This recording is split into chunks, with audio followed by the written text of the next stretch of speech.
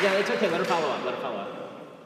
So I'm just wondering, because there is the health of the woman that's taken into question, and she doesn't have the money to have proper health care, or as well as the fact that if she's in college, there's a good chance that she won't be able to continue college.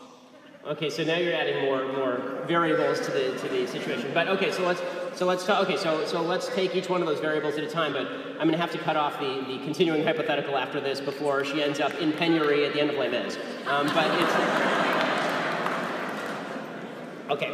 The idea that what about the health of the mother? So my view on abortion, again, the morality of killing a baby does not change as long as the baby's not actually threatening the life of the mother. In the cases where the baby threatens the life of the mother, like for example, you have a case where a woman has actual breast cancer and she needs chemotherapy and she's pregnant, but the chemotherapy will abort the baby, which actually does happen, right?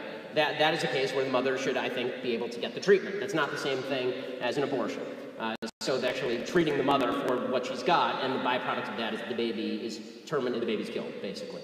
That's not the same thing morally. As far as again, all I can say is restate that if this woman, there's about as sympathetic a cases you can make, and I personally would step in to try and help someone like that, and I have a feeling a lot of people in this room would step in to try and help somebody like that. But you're also,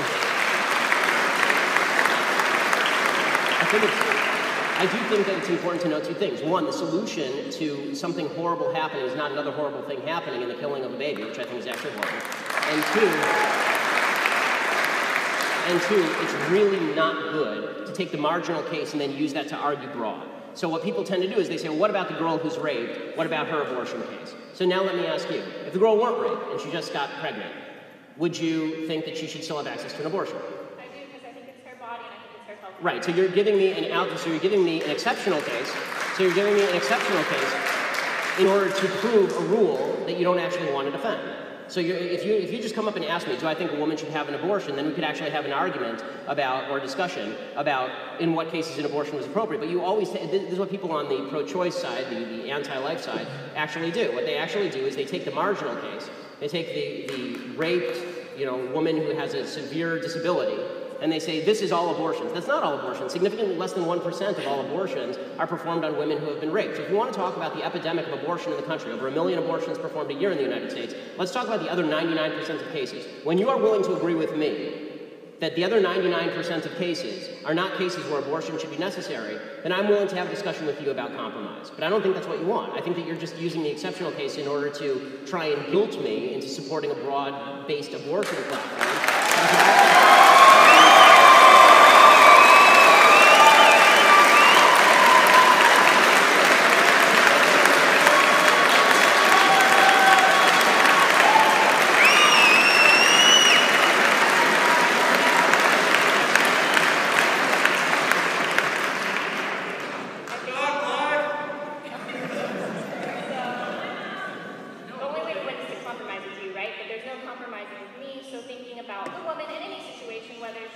No, I just... Sure. So whether thinking the woman got pregnant because of rape, or if the woman is pregnant because she didn't have access to birth control, but even if she does...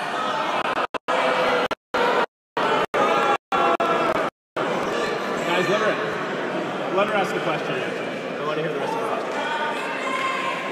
All right.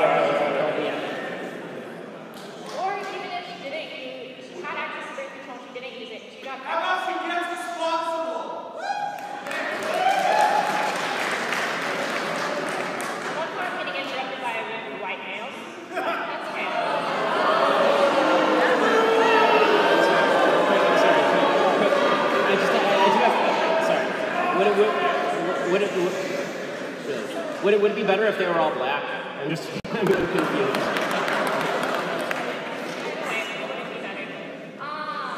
The point is you're overlooking the woman in the situation. Well, guys, okay.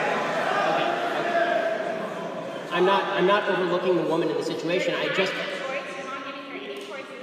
She had many choices. Okay, so now you're shifting the scenario. Okay, so now just to be clear, are we talking about the scenario with the rape, or are we talking about the other one? Okay, because no. We're not going to do every scenario because all these scenarios are different, and I want to discuss them specifically. So if we're going to talk about... Okay, so if we're going to talk about the case where the woman is just, she doesn't have access to birth control, which is available at CVS for $32, you can get a bunch of condoms, okay? It's really not expensive. If we're going to talk about, the idea that a woman just was too lazy to use birth control or she got pregnant because the birth control broke, I really do believe, well, I mean, since the woman is probably going to bear the burden of pregnancy, it's both of them might bear the burden. I mean, just actually speaking.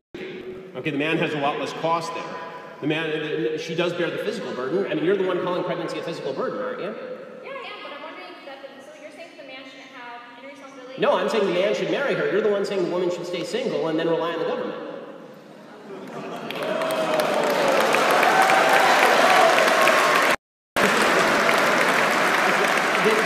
These are two separate issues. These are two separate issues. Sympathy for the woman and sympathy for, how about a little sympathy for the child?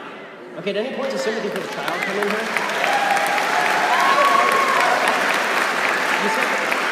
You say I'm not compromising. I'm the only one in this conversation who's expressed the willingness to take money out of my own pocket and put it in somebody else's. So have you donated to Planned Parenthood then? What was that? Have you donated to Planned Parenthood? No, because they kill babies.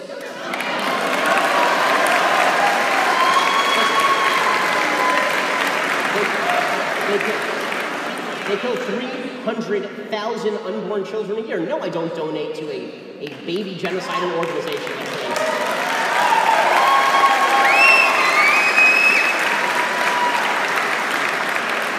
I'd love to continue it, but there's a big line behind it.